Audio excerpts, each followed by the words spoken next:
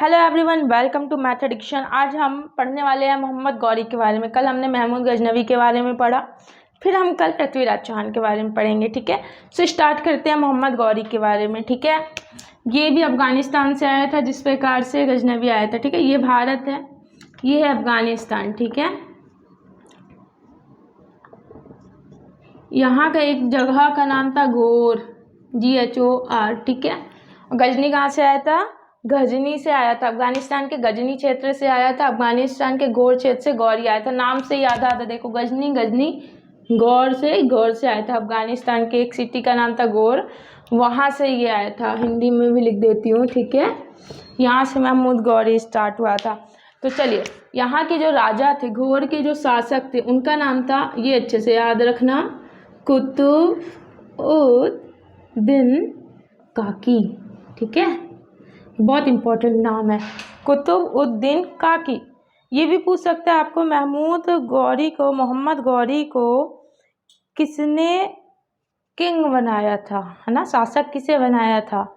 तो कुतुब-उद-दीन काकी ने बनाया था। ठीक है, तो ये जो इनका वर्कर रहा होगा, कमांडर रहा होगा, स्लेव रहा होगा, तो उनके स्लेव का नाम था मोहम्मद बिन सांगे, मोहम्मद बिन सेंगे। ठीक है, ये ठीक है, ये मोहम्मद गौरी का रियल नेम है, मोहम्मद बिन सांगे। मोहम्मद गौरी कोई रियल नेम नहीं है, वो तो जगह के हिसाब से इनका नाम रख दिया गया था। इसको शासक बना दिया क्योंकि ये बूढ़ा हो गया था, अप्रॉक्स 60 ईयर्स का हो गया था। तो मोहम्मद बिन सांगे जो कि इसका कमांडर रहा होगा या बहुत अच्छा सेना नायक रहा होगा, तो इसको शासक बना देता है। ठीक है, क्या बना देता है? इसको राजा बना देता है, क्योंकि ये बूढ़ा हो चुका था, तो इसकी कोई संतान वंतान रहती नहीं है। मोहम्मद उद्दीन काकी को किसने? मोहम्मद बिन सांगे। ये कौन है? मोहम्मद गौरी का ही नाम था। ठीक है, मोहम्मद गौरी। जगह के अकॉर्डिंग जब इसे राजा बना दिया गया तो घोर से गौरी, मोहम्मद गौरी नाम रख दिया गया। मोहम्मद बिन सांगे का नाम मोहम्मद गौरी रख दिया गया। तो अब बात आती है कि चलो भाई, अब इसको कैसे इंट्रोड्यूस किया जाए, मतलब क्या करवाया जाए, इसका नाम हो, राइट? तो फिर क्योंकि इसके पहले आया था गजनी, मोहम्मद गजनी आया था। ठीक है, महमूद गजनी आया था, सॉरी। तो उसने भारत पे 17 बार आक्रमण किया था, गौरी ने नहीं किया था। ये बहुत इंपॉर्टेंट है, लोग भूल जाते हैं, गौरी ने किया था या गजनी ने किया था। भारत पे आक्रमण किसने किया था? 17 बार तो गजनी ने किया था। इसने भी भारत पे किया, लेकिन ज़्यादा बार नहीं किया है। ठीक है, 17 बार तो गजनी ने ही किया है।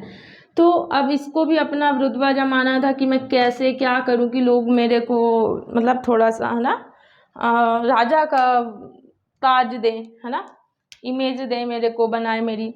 तो इसने भारत पे ही आक्रमण, काकी ने बोला कि गजनी ने भारत पे 17 बार आक्रमण किया, सब कुछ बताया।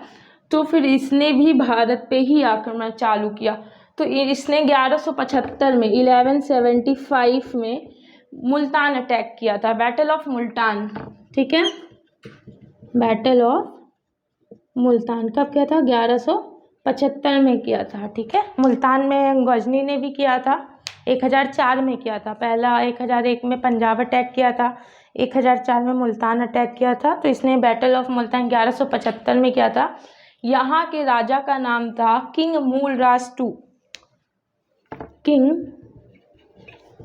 मूलराज द्वितीय इनका नाम था। इनको इसने पराजित कर दिया और विन कौन हो गया? गौरी हो गया। ठीक है, यहाँ पे गौरी जीत गया और यहाँ से इसने बहुत सारे गुलाम, हीरा जेवरात सब कुछ लेके आया। मान लो 2000 गुलाम लेके आया था यहाँ से, इनको हरा दिया था। किसको हरा दिया था? मुल्तान में मूलराज को हरा दिया था। ऐसे भी आप याद कर सकते हो, मूल। तो यहाँ का राजा मुल्तान का कौन था? मूलराज था। इसको हरा के इसने बहुत सारा हीरा जेवरात, गुलाम, स्लेव्स जिसे हम इंग्लिश में कहते हैं, ये सारी चीज़ें वापस अफगानिस्तान ले आया था। ठीक है, अब इससे तो बड़ी खुशी हुई कि चलो अच्छा किया, बहुत अच्छा किया। फिर इसके बाद 1178 में 1178, यहाँ दिख रहा है क्या? एक सेकेंड, 1178 में, हाँ ठीक है, 1178 में इसने माउंट आबू पर अटैक किया। यहाँ पे था माउंट आबू, है ना, ये MT आबू लिख देते हैं। ठीक है, तो ये माउंट आबू पर इसने अटैक किया था 1178 में। तो यहाँ के जो राजा थे, राजा भीमदेव टू, सब टू ही चल रहे थे लग रहा है, राजा भीमदेव टू यहाँ के राजा, इनको पता था कि अब मेरे पे अटैक होने वाला है, ये कर रहा था, ये ऐसी पास पास वालों को मार रहा था। तो फिर इसने अपनी सेना अच्छी मजबूत कर ली, स्ट्रॉन्ग कर ली, अच्छे से गाइड किया। तो इन्होंने जो है राजा भीमदेव ने गौरी को हरा दिया। तो ये जीत गए, गौरी हार गया यहाँ पर, है ना। माउंट आबू पर गौरी हार गया और राजा भीमदेव टू जीत गए। जैसे कि ये आपको पूछ सकता है कि मोहम्मद गौरी की हार किसने की, मतलब हराया किसने था, राजा भीमदेव ने, राजा मूलराज ने, किसने हराया था। तो यदि आपको याद होगा कि मूलराज मुल्तान का राजा था और गौरी ने मुल्तान को हराया था, है ना। तो यानी कि राजा भीमदेव हैं जिसने इसको गौरी को हराया था, ठीक है। यहाँ पे जब हार गया, इसके बाद इसने कई साल तक आक्रमण ही नहीं किया, इसके बाद नो आक्रमण, ठीक है। इसके बाद ये पृथ्वीराज चौहान को मानने आएगा डायरेक्ट, उसको बुलाया जाएगा जयचंद्र के द्वारा।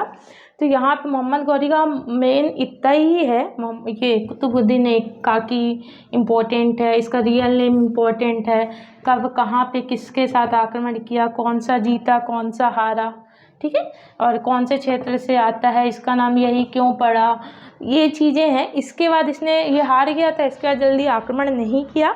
इसके बाद वो पृथ्वीराज चौहान को मानने आएगा। सो हमारा नेक्स्ट टॉपिक है पृथ्वीराज चौहान, फिर हम बताएंगे गौरी की एंट्री वहाँ पे कैसी होती है। सो यहाँ पे मोहम्मद गौरी का बात ख़त्म। महमूद गजनवी का मैंने पहले ही लेक्चर में बता दिया है, उसके पहले मैंने कासिम के बारे में बताया था, राइट। सो ऐसे ही हम धीरे धीरे ये समाप्त करते जाएंगे अपनी हिस्ट्री। मेडिएवल हिस्ट्री हमारी कुछ ही दिनों में ख़त्म होने वाली है।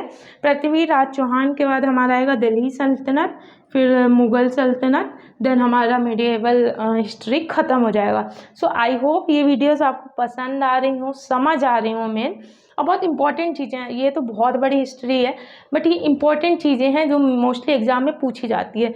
यदि आपने मेरे 3 लेक्चर्स इतिहास के देखे हैं तो उससे रिलेटेड आप ऑब्जेक्टिव्स लगाइए जो एग्ज़ाम्स में आते हैं या आए हुए हैं प्रीवियस ईयर में। तो इससे ज़्यादा इनके बारे में और कुछ नहीं पूछा गया है। So I hope you will like this my video. So thank you so much, bye.